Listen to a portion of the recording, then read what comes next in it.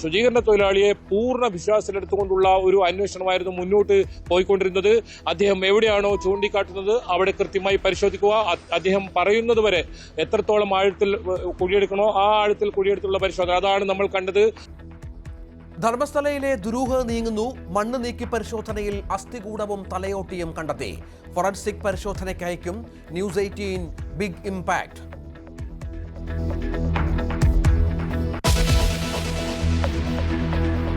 News 18 big exclusive. കേരളത്തിൽ വീണ്ടും ഖർവാ Pusey.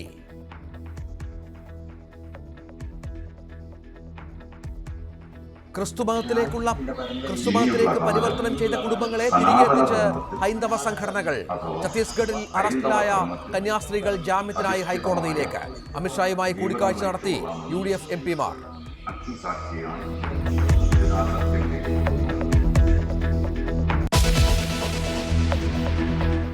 Suresh കുറുപ്പിനെ UDF-ലേക്ക് സ്വാഗതം ചെയ്ത് മോൻസ് ജോസഫ്. ഏതു മണ്ഡലത്തിൽ മത്സരിക്കാനും യോഗ്യൻ. മോൻസിന്റെ ക്ഷണം. കുറുപ്പിനെ ഏറ്റുമാനൂരിൽ UDF സ്ഥാനാർത്ഥിയാക്കാൻ കോൺഗ്രസ് നീക്കം നടത്തുമ്പോൾ ഏത് മണ്ഡലത്തിലും മത്സരിക്കാൻ യോഗ്യനായ നല്ല സ്ഥാനാർത്ഥിയാണ്. രാഷ്ട്രീയ മാറ്റത്തിൽ നിന്ന് സുരേഷ് കുറുപ്പ്. മന്ത്രി AK ശശീന്ദ്രന്റെ എലത്തൂർ സീറ്റ് NCP-യിൽ നിന്ന് ഏറ്റെടുക്കാൻ CPM നീക്കം.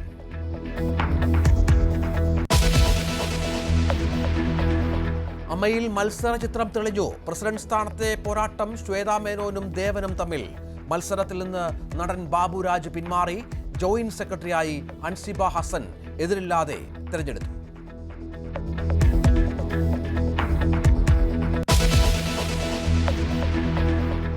സ്കൂളുകളുടെ വേനലവധി ജൂൺ ജൂലൈയിലേക്ക് മാറ്റിയാലോ? ചർച്ചയാകാമെന്ന് V ശിവൻകുട്ടി. മഴക്കാലത്ത് ക്ലാസ് മുടങ്ങുന്നത് ഒഴിവാക്കാനുള്ള നിർദ്ദേശമെന്ന് വിദ്യാഭ്യാസ മന്ത്രി. പൊതുജനങ്ങളുടെ അഭിപ്രായം തേടി മന്ത്രി.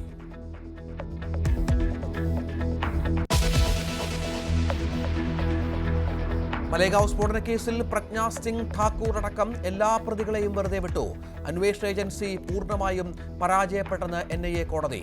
കാവി ഭീകരതയെന്ന ആരോപണം തെറ്റാണെന്ന് തെളിഞ്ഞുവെന്ന് പ്രജ്ഞാ സിംഗ്. വിധി 17 വർഷങ്ങൾക്കു ശേഷം.